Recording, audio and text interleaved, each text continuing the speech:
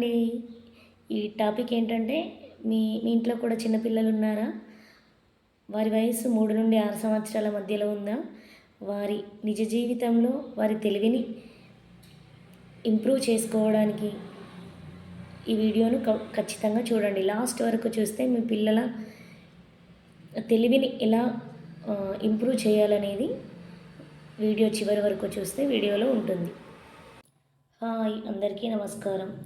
నేను ఈరోజు చెప్పబోయే టాపిక్ ఏంటంటే మన జీవితంలో అత్యంత కీలకమైన పూర్వ బాల్య దశ గురించి మాట్లాడాలనుకుంటున్నాను. పూర్వ బాల్య దశ అంటే 3 సంవత్సరాల నుండి 6 సంవత్సరాల వయసు గల పిల్లల దశని పూర్వ బాల్య దశ అని అంటారు. దీనినే ప్రీ ప్రైమరీ చైల్డ్హుడ్ లేక ఎర్లీ చైల్డ్హుడ్ దశ అని కూడా అంటారు. శాస్త్రీయంగా చెప్పాలంటే ప్రతి మానవునిలో 5 సంవత్సరాలలోపే 90% మెదడు అనేది అభివృద్ధి చెందుతుంది. దీనినే పునాది దశ అని కూడా అంటారు. అందుకే ప్రతి పిల్లాడు 3 నుండి 5 సంవత్సరాలలోపు ఎదిగేటప్పుడు మనం వారితో ప్రవర్తించే ప్రవర్తన, మనం వారికి నేర్పించే సంస్కారం, వారికి నేర్పించే బాధ్యతలు అవన్నీ వారి నిజ జీవితంలో చాలా ఉపయోగపడతాయి. వారి జీవితంలో ఇవన్నీ ఉపయోగపడాలి మరియు వారు ప్రతిదీ పాటిస్తూ ప్రతి విషయాన్ని అనుకరిస్తూ మనల్ని చూస్తూ నేర్చుకుంటారు.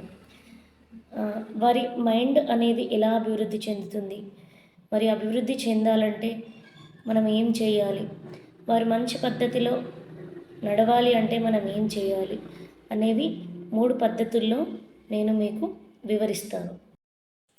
ఇందులో మనం మొదటిగా పిల్లల మనస్తత్వం మరియు వారు ఎలా ప్రవర్తిస్తారనేది నేర్చుకుందాం.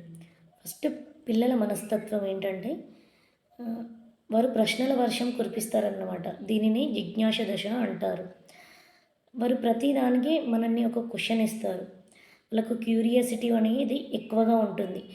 ఎందుకంటే ప్రపంచం వారికి కొత్తగా 3 సంవత్సరాలంటే వారికి ఈ వస్తువు ఏంటి అనేది తెలుసుకునే దశ అన్నమాట.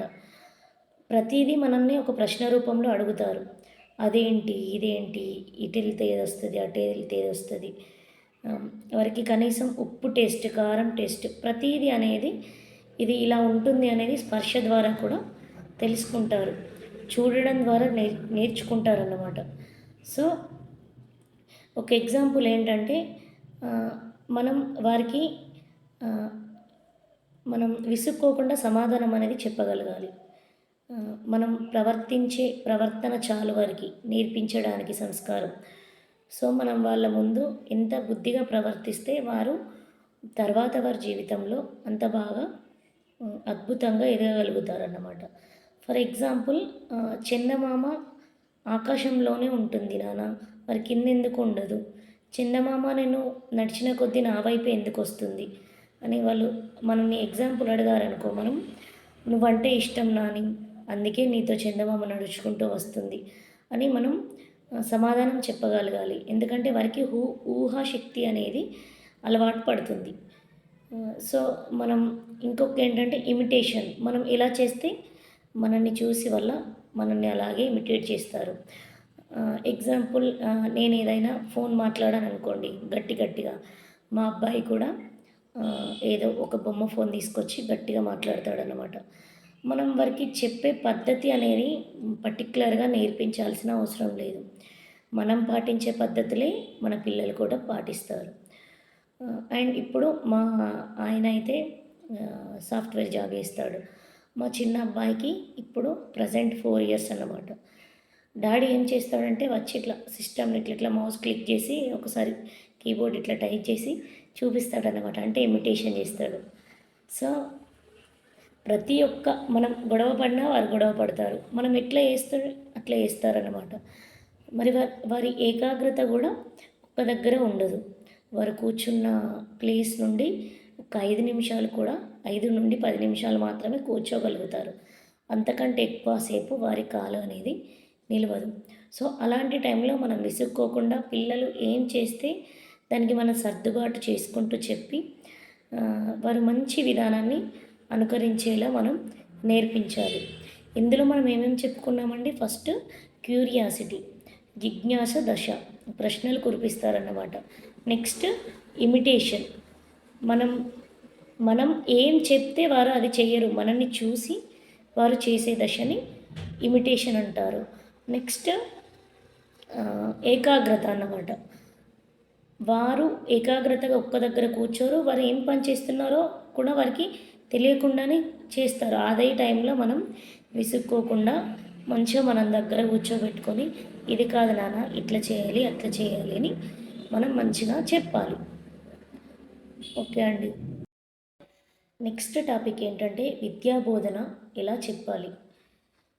Teaching methods for pre primary childrens. ఏంటంటే మనం వారికి ఆటపాటల ద్వారా చదువు అనేది నేర్పించాలి. ఆటల ద్వారా అక్షరాలను, పాటల ద్వారా పదాలను వారికి నేర్పించడం వల్ల వారికి మైండ్లో బిల్డ్ అవుతుందన్నమాట. అది ఎక్కువ కాలం గుర్తుండిపోతుంది. అంటే స్పూన్స్ చూపిస్తూ 1, 2, 3, 4 అని ఇట్లా స్పూన్స్ అయినా ఫింగర్స్ అయినా చూపించి నేర్పించాలన్నమాట. 1, 2, 3, 4 లేకపోతే బాల్స్ చూపించుకుంటూ బంతి 1 బంతి చూపించి 1, 2 బంతులను చూపించి 2, 3 బంతులను చూపించి 3 ఇట్లా మనం చెప్పడం ద్వారా వారికి అలవాటు పడిపోతారన్నమాట. విద్య అనేది నేర్చుకోవడానికి సులభమైన పద్ధతిలో అలవాటు పడతారు. సో మనం నేర్పించే విధానం అనేది చాలా వాళ్ళు లైక్ చేసే విధంగా ఉండాలి. అమ్మో నేను స్కూల్కి వెళ్తే ఇలా టీచర్ ఇలా అంది అలా అంది అని కాకుండా టీచర్ని చూస్తే లైక్ చేసి అమ్మో నేను టీచర్ కోసమైనా స్కూల్కి వెళ్ళి నేర్చుకుంటాను అనే విధంగా విద్యా బోధన అనేది ఉంటుంది. ఎగ్జాంపుల్ ఏంటంటే ఇప్పుడు మన ఊళ్ళల్లో అంగన్వాడీ స్కూల్స్ ఉంటాయి కదా. ఫస్ట్ అంగన్వాడీ స్కూల్స్కి పంపించడం వల్ల పిల్లలకి అంగన్వాడీ మేడం మంచిగా అక్కడ మనకు ఉన్న ఆట వస్తువులతోటి మనకి ఏబీసీలు కానీ 1, 2, 3లు కానీ ఆలు కానీ నేర్పించడం జరుగుతుంది. సో ఎందుకంటే ప్రతి ఒక్క పిల్లల్ని అంగన్వాడీ స్కూల్కి తోలేయండి. అంగన్వాడీ స్కూల్ లేని చోట్ల కిడ్స్ ప్లే స్కూల్కైనా తోలేయడం వల్ల వారికి మంచి అవగాహన అనేది చదువు పైన అలవాటు పడుతుంది. నెక్స్ట్ ఏంటంటే మాతృభాష పట్ల ప్రాముఖ్యత అనేది పిల్లలకి నేర్పించాలి. చిన్న వయసులోనే మాతృభాషలో నేర్చుకోవడం వల్ల వారికి ఎక్కువగా గుర్తుండిపోతుంది. ఏబీసీలు మాత్రమే కాదండి, మాతృభాష కూడా పిల్లలకి 3 నుండి 6 ఏళ్ళ వయసులోనే ఆలు అన్నీ నేర్పించడం చాలా మంచి పద్ధతి అన్నమాట. మన మాతృభాష మనం చదివి మాతృభాష రాయగలిగితే ఏ భాష అయినా మనం నేర్చుకోగలుగుతాము. మనం ఫస్ట్ మన భాషలో మనం మన భావాలను వ్యక్తపరిచే విధంగా వారికి మాతృభాష పట్ల అవగాహన కూడా కల్పించాలి. మాతృభాషలో నేర్చుకోవడం వల్ల చాలా కాలం గుర్తుండిపోతాయండి నేర్చుకున్న విషయాలు. సో అందుకే మాతృభాషను కూడా మనం నేర్పించి మాతృభాష కూడా మన జీవితంలో ప్రధాన పాత్ర పోషించేలా మన పిల్లల్ని తయారు చేయాలి. నెక్స్ట్ ఏంటంటే పంచేంద్రియాల ద్వారా విద్యా అభ్యాసం. అంటే పంచేంద్రియాల ద్వారా అంటే వినడం ద్వారా అభ్యసించాలి. వాసన చూడడం, స్పర్శ తాకి విద్యను అభ్యసించడం ద్వారా కూడా వారికి చాలా రోజులు చదువుకున్న అభ్యాసం అనేది గుర్తుండిపోతుంది. నెక్స్ట్ ఏంటంటే సామాజిక స్పృహ. ఇప్పుడు ఏంటంటే పిల్లలు ఒక్కరినే ఉంచుకుంటున్నారన్నమాట ఈ రోజుల్లో. 2 లేక 3, పూర్వకాలంలో అయితే 2 లేక 3 పిల్లలు ఉండేవారు. కాకపోతే ఇప్పుడు ఇంట్లో ఒక్క పిల్లలతోటే ఉండిపోతున్నారన్నమాట. అలాంటి పిల్లల్ని విద్యాభ్యాసం తీసుకెళ్ళినప్పుడు వాళ్ళు సామాజిక స్పృహ అంటే వేరే వాళ్ళతో ఈజీగా కలవడం కూడా అలవాటు పడిపోతారు. ఓకే అండి, మనం ఇప్పుడు ఏమేమి చెప్పుకున్నాం విద్యా బోధన పద్ధతులలో. ఫస్ట్ది ఆటపాటల ద్వారా విద్యను నేర్చుకోవడం. సెకండ్ మాతృభాష ప్రాముఖ్యత, మాతృభాష పట్ల గౌరవించడం. థర్డ్ పంచేంద్రియాల ద్వారా విద్యను అభ్యసించడం.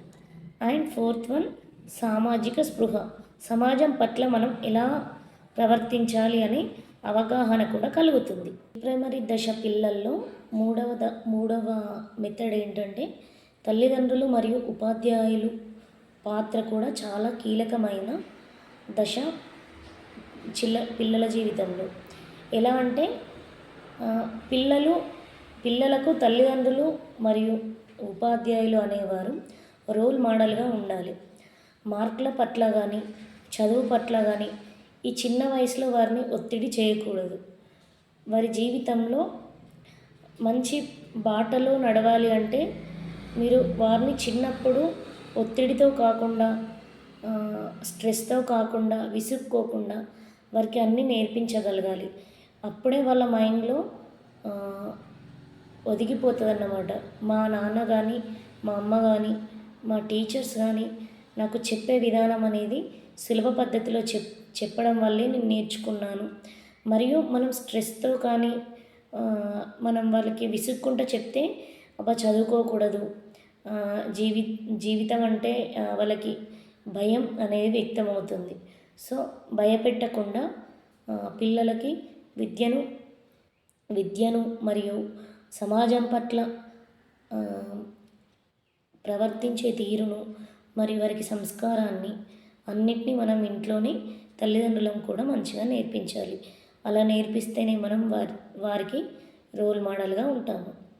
మొక్కై వంగనిది మానై వంగున అన్నట్టు చిన్నప్పుడే మన పిల్లల్ని చాలా జాగ్రత్తగా చాలా సంస్కారవంతంగా పెంచగలిగితే పెద్దగా అయిన తర్వాత కూడా వారు చాలా బాగా జీవితాన్ని అనుభవిస్తారు. వీడియో అంతటికీ అర్థం ఏంటంటే మనం పిల్లలకి నీతులు చెప్పాల్సిన అవసరం లేదు. మనం ప్రవర్తనను బట్టే పిల్లలు వారి నిజ జీవితంలో అలవాట్లను అలవర్చుకుంటారు. సో ఇంట్లో పిల్లలైనా స్కూల్లో టీచర్స్ అయినా వారితో మంచిగా నడుచుకోండి. వారికి మంచి విద్యాబుద్ధులు, మంచి ప్రవర్తనను, మంచి సంస్కారాన్ని అలవాటు చేయండి. మనం ఇప్పుడు ఏమేమి టాపిక్స్ చెప్పుకున్నామండి? ఇందులో పిల్లల మనస్తత్వం మరియు వారి ప్రవర్తన. సెకండ్ వన్ పిల్లల విద్యా బోధన. ఫైనల్గా చెప్పదలుచుకుంది ఏంటంటే చిన్న విత్తనం ఒక పెద్ద చెట్టు, ఒక మహావృక్షమై కొన్ని సంవత్సరాల పాటు మనకు నీడనిస్తుంది, మనకు కావాల్సిన పండ్లను ఇస్తుంది, మనకు కావాల్సిన పువ్వులను ఇస్తుంది. సో అలాగే చిన్నపిల్లల జీవితం కూడా ఒక చిన్న దశ నుండి మొదలై వారికి గొప్ప వ్యక్తిగా వారిని తీర్చిదిద్దడానికి వారి జీవితం చాలా గొప్పగా ఉండడానికి ప్రీ ప్రైమరీ దశ అనేది చాలా ఉపయోగపడుతుంది. ఓకే అండి, థ్యాంక్ యూ.